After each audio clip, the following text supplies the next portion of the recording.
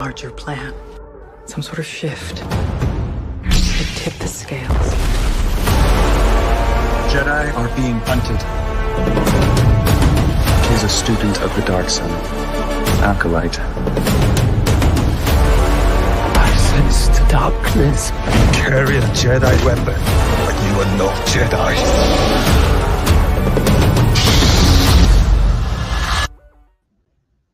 What's up, guys? Oh, man. Acolyte episode 6. We're like just over 30 minutes away. And I don't have the same feeling of like nervous excitement that I had last week. This week, I'm just like a little bit broken inside and just like, oh, how are they going to hurt us now? You know, the knife is in there and now they're going to twist it. Oh, man. Gonk, gonk to you, Jake. Gonk. In fact, I have the Yord horde banner is flying at half gonk today, very solemnly. Out of respect. Yes, I see so many gonks in the chat. Thank you, Chadmiral. It gives me strength. As you know, gonk droids power the entire universe. Star Wars was nice enough to send me some Yord horde tissues, so that's kind of amazing. They're like a nice, like fancy, like marbled pattern too. Too bad I'll never use them because like I'm not going to open these. I think we could all use some Yord tissues about now, though. And Jackie, honorable mention to Jackie as well. I don't have any Jackie tissues, but yeah. I stand with the Yord horde. It's pretty cold, right? That's talk about like rubbing it in a little bit. Yeah, Ryan, I'm exactly the same. I'm not emotionally prepared for this either, and I'm not sure if we're even going to get the fallout tonight. It's possible we're going to go back into another flashback and then get the conclusion. But then I was worried they were going to do that last week, you know, with the big force push of episode 4. And then we would have to sit through another flashback before getting the resolution. And they didn't do that last time. There's still a lot more resolution that we need here. So maybe they'll be nice and just like give it to us straight away. If we get the flashback, it's going to be the same events rehashed from a different person's perspective, you know, a la Rashomon. And I'm thinking we'll get May's side of the story, or maybe even Saul's, because Saul's definitely hiding something. Yeah. I don't know if I'm specifically emotionally prepared to know what it is that Saul has been lying about, or at least keeping as a secret. I saw someone have the theory that, like, what if it's like a Revan situation and Saul wipes her memories and made her believe that she wanted to go with the Jedi, but really that's not how it happened. Yeah, Kalnaka. We've got more Kalnaka footage in the trailer that we never saw in the episode, which means he's going to be in the flashback. And in that one shot of him, he's like going hard at Torben, who's a Padawan. I don't know if we're supposed to take from that Kalnaka's out of control, or is Kalnaka trying to subdue Torben, who's out of control? It could be either, you know, because he got his mind wiped, or not wiped, but like he got mind imprisoned for like 2 seconds, and then she let him go. But what if he came back wrong, or like psychotic or something, or like freaked out and started the fight and Kalnaka to subdue him? I don't know. We'll see. Any theories for today? I am leaning towards we're going to get mostly a flashback tonight and maybe like a brief continuation of what happened. We might get like one scene with May and Saul on board the ship and one scene with Osha and Qimir maybe at the end. But I think it's predominantly going to be a rehash of what happened on Brendok. That's my theory. And I've been wrong before.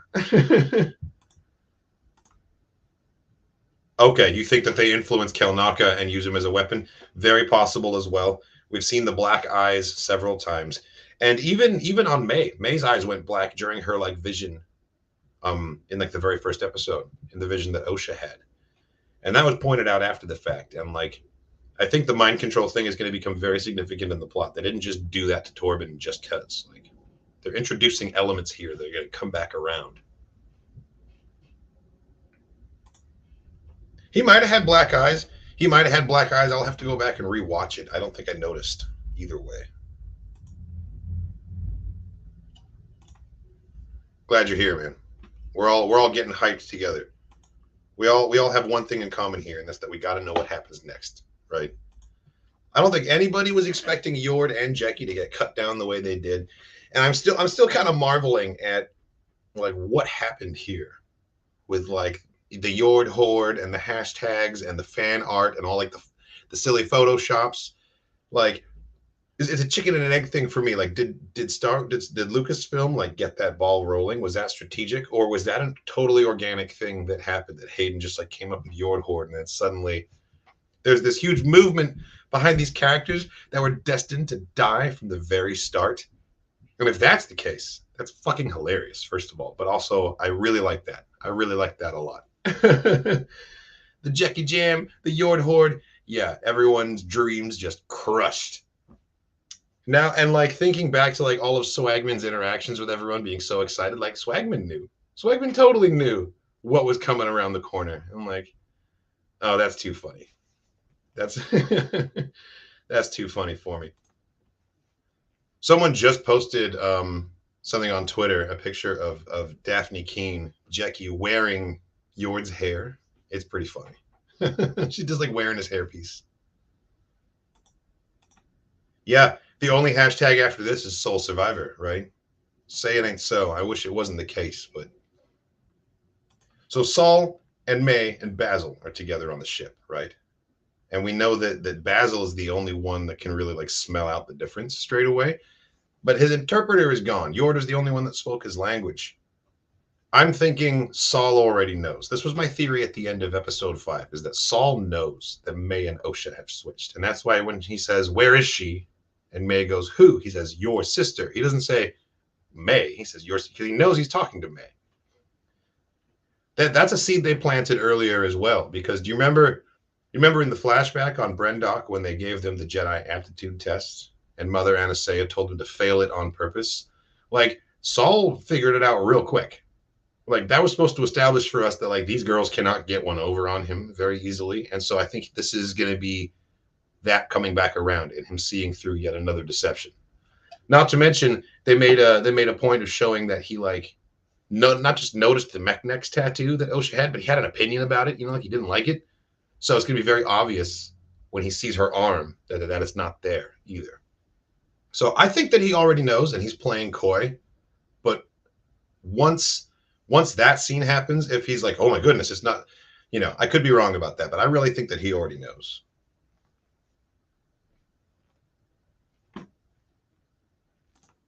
Sounds like I'm not talking through the mic. Uh-oh. Do I sound kind of far away? Let me check out my settings. Oh my goodness me. Well, how about that? Does that make any sort of a difference? I've been talking through my damn webcam the whole time instead of this thing. Oh, sorry about that, everybody. I'm leaning towards yes. I'm leaning towards flashback episode tonight.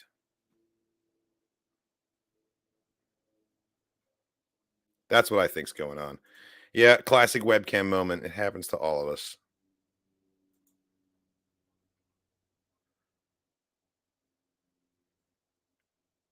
Wait, there was a comment in there.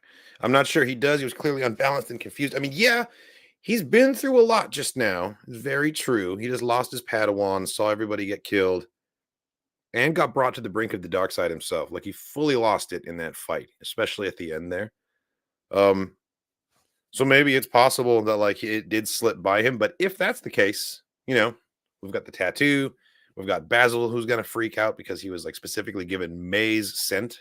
He knows she's the target he was tracking. So like he's going to make it known. We'll see. We'll see what ends up happening.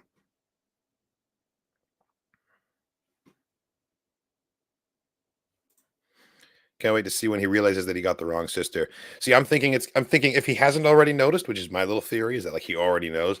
If he doesn't know and he's going to notice, it's going to be when he sees the arm and sees that she doesn't have the tattoo. That's what I think is going to happen. It's my backup theory, I guess.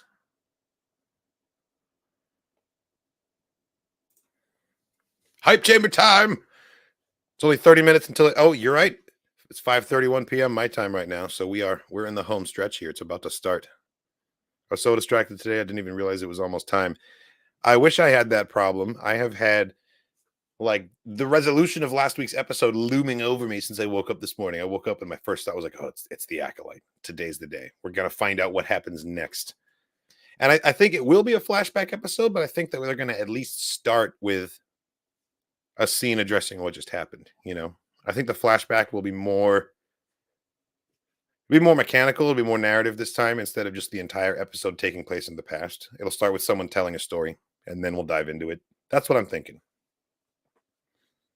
Because they're going to want to find a way to like emphasize the fact that this flashback comes from someone else's point of view. That's what I'm thinking.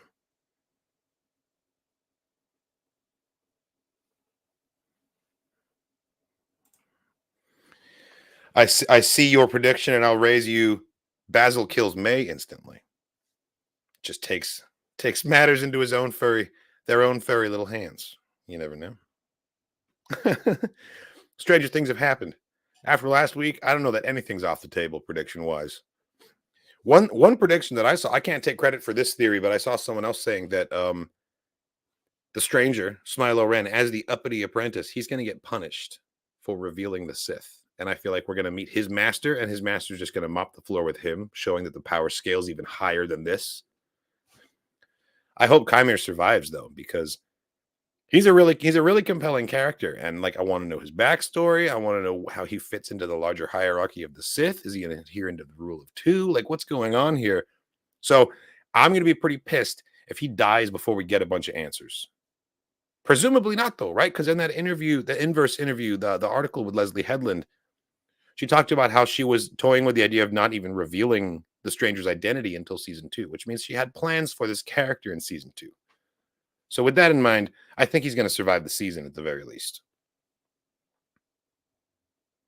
I feel like this can't end in a neat little bow for the Jedi, because then there'd be a record of this, you know, unless it ends up with a cover-up. But a cover-up's not neat, so I don't think they'll catch him. I don't think they'll kill him or defeat him. Like, at this point, it's like, damn, is anyone going to make it? Like, Saul's the only one left with direct knowledge. If he goes down, all Vernestra will have is what Saul's suspicions were, you know? That's kind of what I'm thinking. That's what the theory was, is that we're going to meet his master. And his master is going to be a recognizable Darth. It's going to be someone we know from Legends being canonized. I don't think it's Plagueis, and I don't think it's Tenebris, but it could be someone in that line, in that lineage.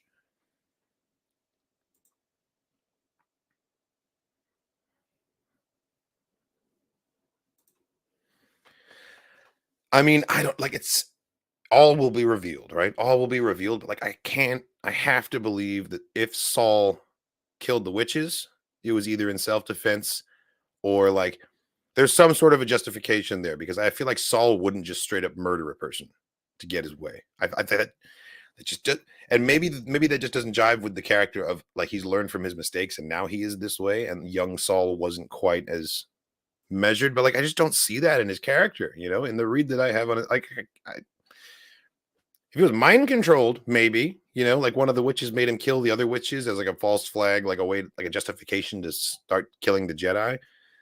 But no, if we learn that he did something really bad of his own free will, I'm going to be pretty upset. But I mean, that's one of the themes of this show is trust. Absolutely. And so like, if we learn something that breaks the audience's trust with this character, I think that would be very compelling. I just don't want to experience it, man. Like, come on. I really like this guy. Let me continue to like this guy. A failed apprentice makes for a foolish master. Yeah. You hear that? Maul. Maul and Savage. No, they had some fun. They had some laughs on the road and some hijinks, right? They teased us. They teased us so much in that first episode when you see the Vector just like go by the windows. I almost didn't notice the Vector, honestly, because I was so paying attention to the Neimoidian's like ridiculous outfit. He was like so dripped out. But yeah, the bright orange Vector. Like, I'd love to see another shot of that.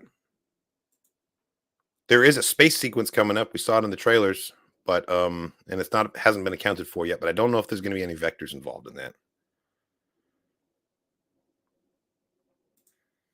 The ships in general that we have seen have been pretty damn cool. Like, I really liked the design of the Trade Federation ship. that OSHA was working on in the first episode, and how like the prison ship was able to like go upside down and dock with the underneath, but the Vector was able to land kind of on the top. It had multiple access points because it's like a big old, like a barge basically. Yeah, no, the design is cool, and it was vaguely reminiscent of the Halcyon, the Star Cruiser, because I believe the Star Cruiser is also supposed to be a High Republic era vehicle. This is when it was designed, and so like that design sensibility should be present in other vehicles of the day. So I like that consistency, you know. I like that they do look like they come from the same time period.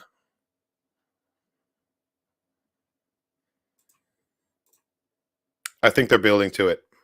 I think they're building to OSHA being able to like regain her connection and use the Force by the end of this thing, because they showed her struggle on the prison ship, you know, trying to grab Pip through the bars. Like that was on purpose.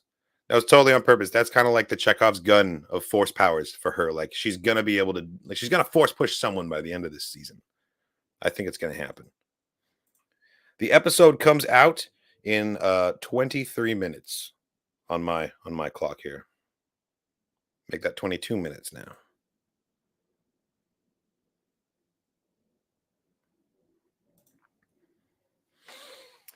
I don't know. You know, I've been thinking about it and I really don't know. It either is like some kind of an indication of the Knights of Ren having a connection here, or maybe it has to do with like the concept of a dyad. Maybe it has to do with like a similar relationship to like Kylo and Rey's dynamic taking place between Qimir and OSHA. Because I mean, also not only was the theme playing, but he was healing her at that time too, which is another like direct callback to that. And in that same Inverse article, Leslie was asked about that and straight up confirmed, oh yeah, we used it. Like that's there on purpose. You're not just hearing things, like that's definitely there. And she said she couldn't say why, which means that it is significant in some way to the plot. So yeah, if we got a Ren connection, yeah, if he is a Ren, that'd be dope. That would be really cool. He definitely has like the aesthetic of the Rens, right? Intense helmet, crazy muscles, really fast with the Force. Like if you've read the comics and you've seen what Ren looked like, and the fact that he was voiced by Christian Slater in the Lego special is absolutely hilarious to me. Trying to imagine live action Ren played by Christian Slater is just give me that fever dream. Love your channel and reaction vids. Thank you very much. Watch all Star Wars shows and movies. Revenge of the Sith is my favorite. A man of culture, I see.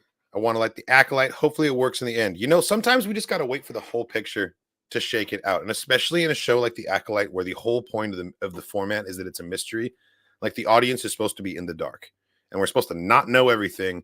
Things aren't necessarily supposed to outwardly make sense to us from the get-go, because we're along for the ride with the perspective characters who are also solving this mystery. You know, it's very rare for a mystery to front load the information for the audience. We're supposed to learn it alongside them. So yeah, once the full season is concluded and you can kind of watch the whole thing at once, then, you know, like, you know, form a conclusion based on that. And like, I'm thinking we're going to get a pretty satisfying payoff to all of this when it's all said and done. I really do think so.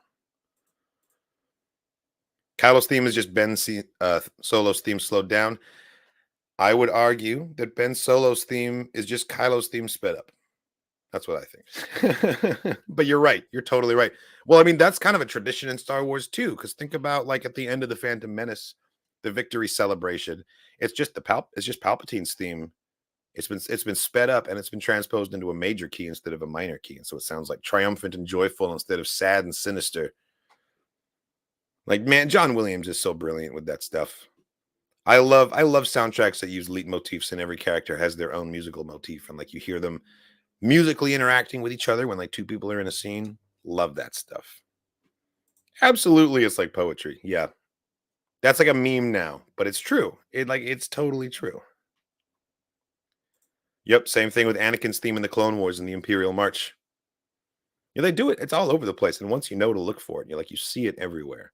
It's pretty cool. You know, that's a whole thing. I've got a whole rant about that I'm not really going to get into, but I will say that I blame the binge format for this kind of thing. Like people, like especially like modern audiences have been conditioned to expect a payoff the same day. That's like in the same session that they sit down on the couch to watch a season of something. They want to see the whole thing in one go. And like, I don't know, we expect this instant gratification to the point where like we get so impatient if you have to wait several episodes to find something else. Like, well, that's how storytelling happens, you know? And I've never understood it personally because it's like, why are you in such a rush? You know, like one, you know, that you realize once you get the answers to these questions, the story will be over. Like, do you have somewhere you need to be? Why are you racing through the story so fast?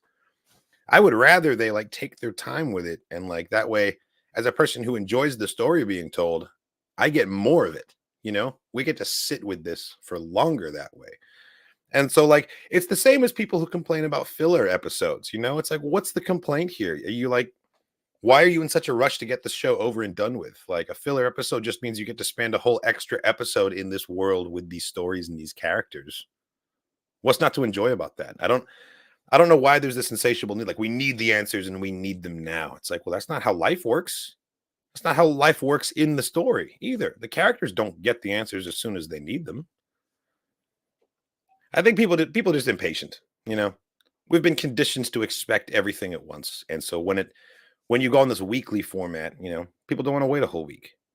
Personally, I prefer it because when a whole season comes out and like any sort of like major reveal or cliffhanger ending that's halfway through the season will be completely buried in the discourse, and no one will remember it because it's going to be overshadowed by bigger things that happen. You know, everyone will be talking about the shocking thing in episode 5 and the crazy finale in episode 10. And that's about it. And all these like little moments in episodes 2 and 3 and 4, like fall by the wayside. When you go week to week, like, you know, we do exactly what we're doing right now. And we get to speculate about what's happening next. And we're all at the exact same chapter on the exact same page of the story the entire way through. And that's it. Speculating in a group like this really builds a sense of community among us nerds too. And I think that a weekly release of a show really supports that. And when you get a binge format, it's like one big fast conversation and then it's over. The discourse like dies out very quickly. So yeah, that's what I think. Same. Always someone who wants more content. And yes, what they mean by filler is really world building that I'm not interested in. And that's why you call it filler, because all you want is plot, plot, plot, plot. But there's more to a world than just this one story. And it's important to establish those things to make it feel deeper.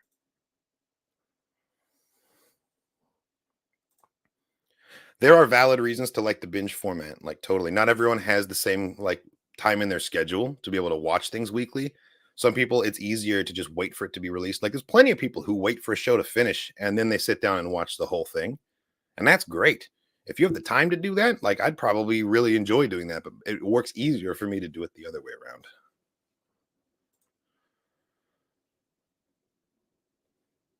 I don't think they are in any danger of changing Darth Plagueis or his master. I don't think Tenebris is going to be in the Acolyte. I really don't think it's going to be either of them. I do think we will get a recognizable Darth name as like our big shocker at the end of the series, but I don't think it's going to be Plagueis or Tenebris. That's my 2 cents. We'll see.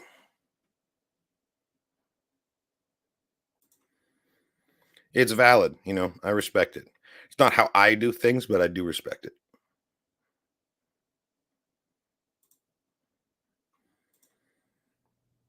I would be all over it. Are you kidding me? I'd be all over that. Let me see. I've got him in here somewhere. You're talking about this Darth Gonk, right?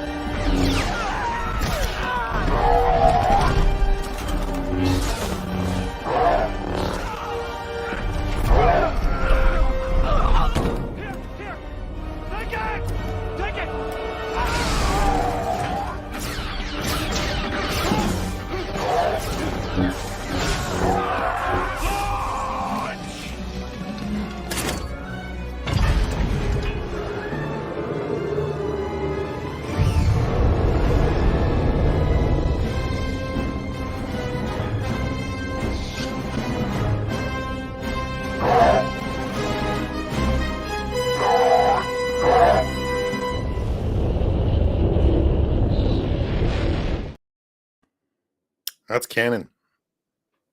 That really happened. Darth Gunk. Don't look it up. Wikipedia doesn't know about it. Yeah. Shh. Don't tell anyone. And that's Darth Gunk. I'm glad that there are people in here who apparently had never seen that before. Yeah, no, that's one of my favorite fan edits of all time. But yeah, as I said before, my own Gonk. I'm flying half Gonks today with the Yord horde. Just at half, flying it at half Gonk out of respect, honestly, because we're very sad to see him go. And I think it is definitive. I don't think that we're going to get any more Yord or any more Jeki unless they're featured in a flashback. But I don't know what information we would need from their time period. You know, the only flashbacks we're going to get are going to be 16 years ago, and they weren't even there. So I think they're straight up out of the show at this point. So sad to see him go.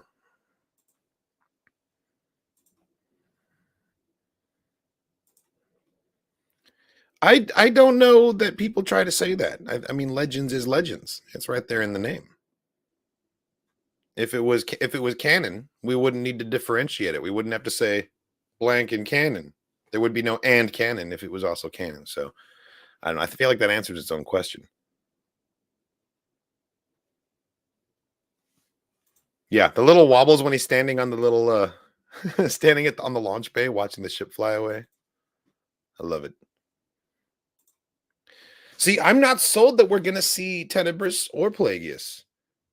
If we do see Plagueis, I want to see Moon prosthetics. I want them to lean into it. The fact that we have two of the silliest alien races being two of the most powerful, formative Sith in our canon. All right, we've got a Bith and we've got a Moon, and that is hilarious to me. And they better not like wimp out and change the species to be something that looks more badass or is like more easy for the audience to connect with. Like, no, give us a stupid, big, goofy, rubber-headed Bith and make him look like he's about to bust out a clue horn and play the Cantina song, but he's wearing a robe. Like that's pretty much Tenebris in a nutshell, right? So if this is true, it will be absolute cinema. I will applaud this decision. Very bold move. Very bold move indeed.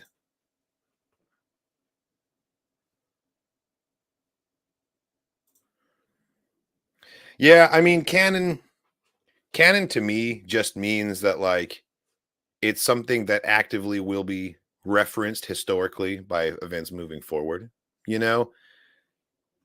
And I think that like on screen is like part of the hierarchy, like the tiers of canon. And I still think that's true. That something that is on screen is always going to trump something that's in text, you know, or like in a comic.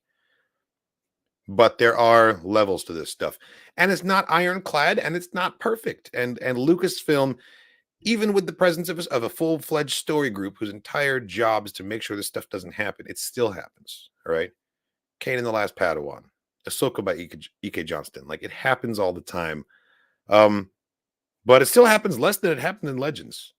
Like, you want to talk about how many times Shock T has died? Come on, come on. Legends was an absolute mess. And that's not to say that it's a picnic today, because like I said, they're stepping on their own toes, storytelling wise, all the time. There are some repeat offenders, and I don't want to embarrass anyone, so I won't say Dave Filoni's name, but it's been known to happen. It doesn't really bother me that much, but when people try to hold that up as like, oh well, so, you know, like canon's terrible these days, like, well, Legends was so much worse. Okay, there were so many more inconsistencies in Legend storytelling, like ridiculous. Like a pureblood Sith, like Swator style with the red skin and a little tentacle mustache. I'm right there with you. I think that would be badass. I think they were extinct by this time in history, even in Legends. Even in Legends, the pureblood Sith died out at the end of the Old Republic era. And we're so close to the Phantom Menace, I don't think that even in Legends there were pureblood Sith left this close to Phantom Menace. Let me know in the chat if I'm wrong about that, but I'm pretty sure they should be dead by now. Not that dates mean anything, right? Look at Ki-Adi-Mundi. Doesn't really matter. Naga Sadao would be awesome. I mean, it wouldn't make any sense timeline-wise, but Exar Kun, if I got to have one Sith Lord on screen, probably Exar Kun or Marka Ragnos would be the two for me. I mean, of course I'm going to choose Marka Ragnos, right?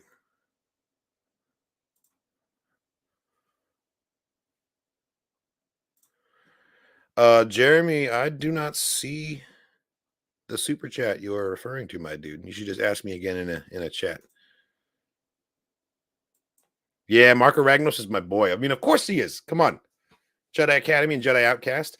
Plus, he's got that sweet scepter. He definitely looks the most like a D&D ghost boss out of any of the Sith floating around out there.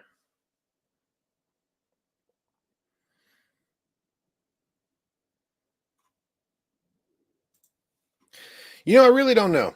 I really don't know on that one.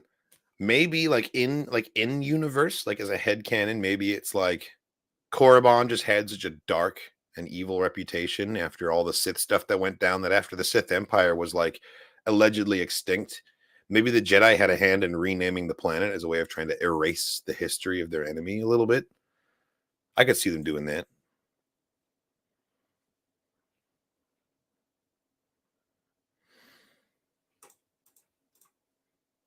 Hey, thanks, man. Cheers. Jedi Academy is awesome. Jedi Academy is great, and I just finished playing the consular class in Star Wars The Old Republic for the first time, and I didn't realize there's a direct connection to Jedi Academy. Halfway through the game, you're awarded the title of the Barsen Thor, which is like a very rare honorary title for Jedi. On the Chandrilla mission in Jedi Academy, you actually go into the tomb of the fourth Barsen Thor or something like that. I think it's the fourth. Yeah, that's your player character in Star Wars: The Old Republic. You visit that same character's tomb on Chandrilla in Jedi Academy. I thought that was really cool. And yeah, someone said it in here. There was one other actor who has not yet revealed himself. We know is in the cast of the Acolyte. At this point, it's looking pretty likely that they're going to be our Sith. Some people thought that he might be the Stranger, but now we know the Stranger is Qimir. So maybe we are going to meet another Sith in this show. It would be great if the second Sith was someone we've already met, and that could be a reveal. That gets tricky because most of the people that we've met are dead now. And I don't think Saul is the secret Sith, because then why the big pantomime with Qimir in front of May and Osha? What's the point of that? No, I think Saul is legit. I could see the season ending with like, here you go. There's no mention of the Sith because all these Jedi have to die, right? There can't be any witnesses left behind. Is he technically not being left behind if he stops being a Jedi? Like, what if Saul falls to the dark side and becomes a dark Jedi, or even becomes a Sith by the end of the story? And that's why there's no Jedi left to tell the story. Doesn't necessarily mean he has to die. He just has to cut ties with the Jedi Order. So, like, what if what he just witnessed breaks him deeply enough to the point that he like forsakes his vows and becomes a Sith? That would be an insane victory for Qimir. Being able to, I don't want it to happen. I don't want this. This is just, I'm reading the writing on the wall, and I can see it happening. He's been broken. He has been broken. I think the point that he was trying to make is that like the word Sith itself is a Jedi invention. And that like he's making the point that the Jedi are trying to dominate and dictate how everyone must be referred to and how to act and how to behave. And he just wants to live his life as whatever he is. But the Jedi would call him a Sith. And the Jedi would denounce the way he uses his power.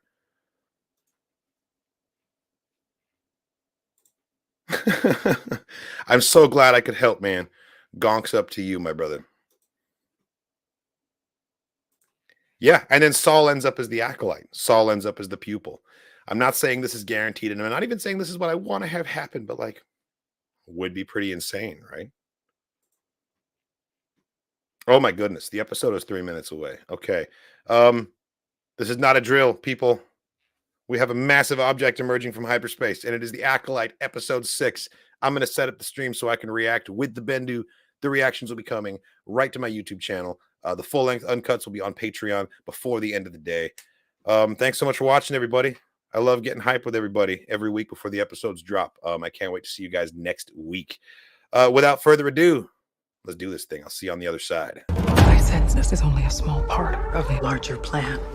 Some sort of shift. It tipped the scales. Jedi are being hunted. He's a student of the dark sun, Acolyte. I sense the darkness. Carry a Jedi weapon.